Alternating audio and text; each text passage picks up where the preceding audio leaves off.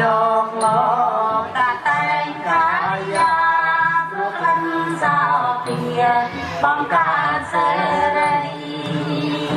មកផាពណ៌ស្រកជ័យអាដូចជាស្រីកញ្ញាចាចាយរកលាពេលតែងសតចំពោះរូបផាអនឡងហាក្នុងសួនច្បារមកចាំត្រៀមត្រាក្រែបយកលំអង